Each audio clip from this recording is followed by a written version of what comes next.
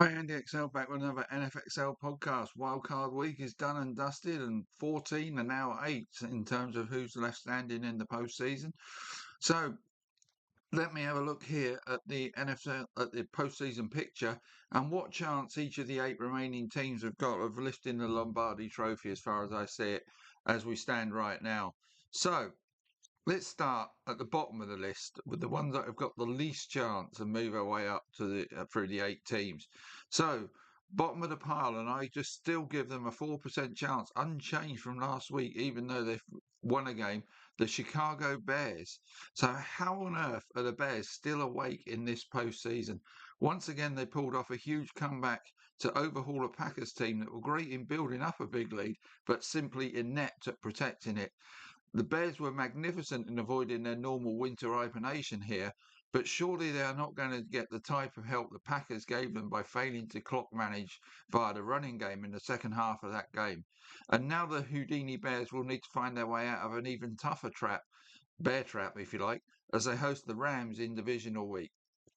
They could do with help from the weather to make life tough for the Rams' high-powered passing offense, but that does not look likely to happen looking at the forecast for Saturday. Failing that, their ball-hawking D may well need Matt Stafford to throw them some picks if they are to miraculously make the conference championship game. But this miracle's got to come to an end at some point, surely. Magnificent achievement from the Bears to get this far. Right, quick sip of coffee, and then we'll move up to the team with the seventh best chance of winning it all this season, the San Francisco 49ers, who again I've left unchanged as a 5% chance from last week.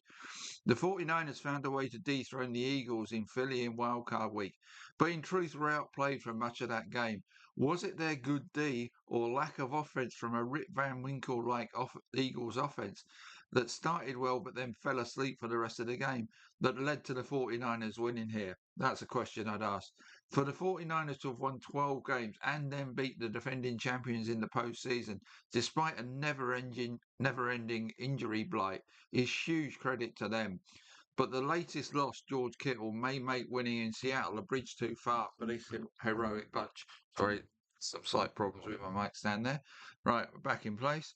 So those two, the Bears and the 49ers, I give a total chance of 9% of winning it all. So there's a fair chunk left to go. So let's move up. The Buffalo Bills. Now, they had a 7% chance prior to last week. I now give them a 12% chance after their win over the Jags. That was another game they can thank the Lord they have Josh Allen.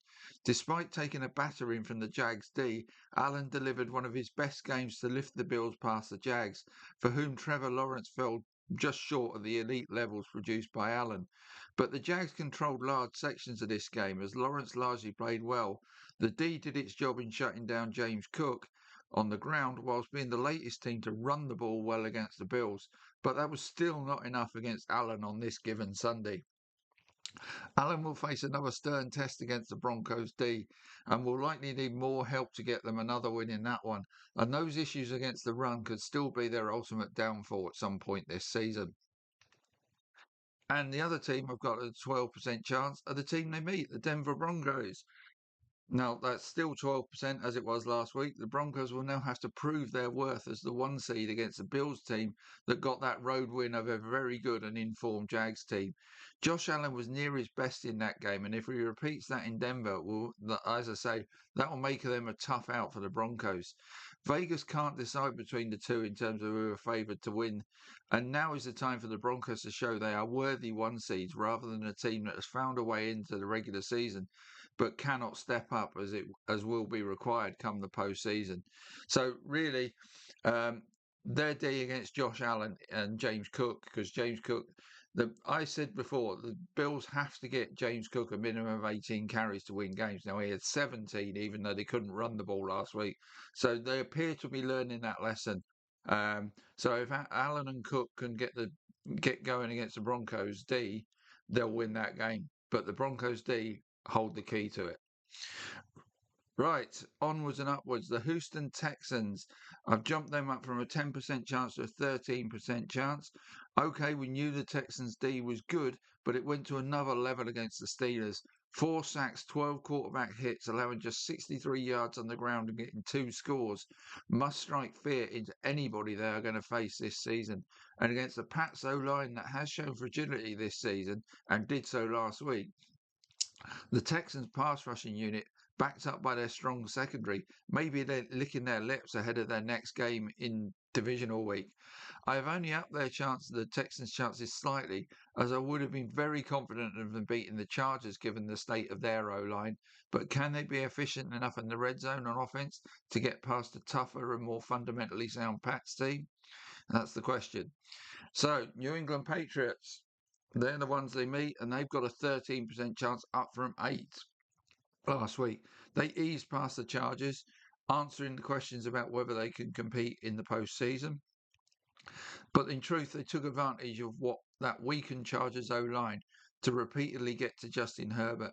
And with Chargers running back Amari and Hampton only being able to play 2 snaps in this one, that meant the Pats had no problem shutting down their Chargers opponents on offense. The offense started slowly for the Pats, but with the D doing its stuff, did enough to ensure the Pats now move on and welcome the Texans to Foxborough in divisional week. That will surely be a much turner test, especially for Drake May and co against that vaunted Texans D, who, like I say, come here after obliterating Aaron Rodgers and the Steelers in wildcard week. Vegas have the Pats as small favourites to win against the Texans, something I'm not sure I agree with. I do agree, though, that this is a close call between the two teams. Right, on to the top 2, and they're both in the NFC and potentially going to meet up in the NFC Conference Championship game, starting with the Seattle Seahawks, who I give a 20% chance up from 17. Despite getting the week off, Seattle's chances have improved for 2 reasons. Firstly, they don't have to face the Eagles.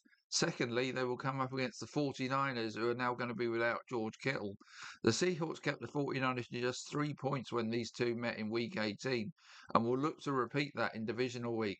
San Fran did win when they met in week 1 of the regular season, but that's a long time ago, and the Seahawks have become better and better as the season progressed. My biggest concern about the Seahawks is quarterback Sam Darnold and him throwing picks when pressured or when pressing to keep pace with the opposition offense. But the 49ers pass rush is pretty toothless, so as long as the Steelers stay in front in this matchup, they have to be fancied to set up another NFC West showdown with the Rams for the conference title. Vegas make the Seahawks 6-point favourites to win against the 49ers. Right, still my favourites to win it all. The Los Angeles Rams up from 14% chance to 21% chance. In truth, they laboured to a win over the Panthers in Carolina to advance from wildcard week. They showed early how good they can be in building up a 14-0 lead and led 17-7 late in the first half. Had possession and were going to receive the kickoff after half time, so a double dip. And therefore had a chance to blow the Panthers away at this point. But they stalled following a penalty and allowed the Panthers to score a touchdown to make it just a 3-point game at half time when it could have been a 20-point lead for the Rams early in the second half. And coming back to penalties plagued them in this game, which is uncharacteristic of them. That and the Panthers blocking a punt meant the Panthers led twice in the fourth quarter, but the Rams' offense answered the alarm bell twice to get them back in front. The penalties they picked up in this game can be seen as an aberration, but the special teams issues have been a season-long plague, so that's a concern. But for all those negatives, the defense stood up when required and the offense more than delivered when it was needed. So for me, if the Rams play more fundamentally sound football from here, they remain the team everybody has to beat. Now they head to Chicago to face those Houdini Bears. They are a 4-point favourite to win that game in Vegas, but for me are a much better team than the Packers, who should have beaten the Bears in Wild Card week. And I doubt the Rams would make the same mistakes the Packers did if they did get a big lead. So that's how I see the postseason picture right now. Like I say, I still fancy the Rams and the Seahawks. Whoever wins the NFC Championship game, which is I see is going to be between those two, I still see as strong favourites come Super Bowl with a wide open AFC. If you think about the 4 teams that are left, I'm giving the Patriots a 13% chance. Texans a 13% chance, the Broncos a 12% chance, and the Bills a 12% chance. So it's basically pick them out the 4. So it's a wide open AFC. But in the NFC, I see one of the Rams and the Seahawks making it to the Super Bowl.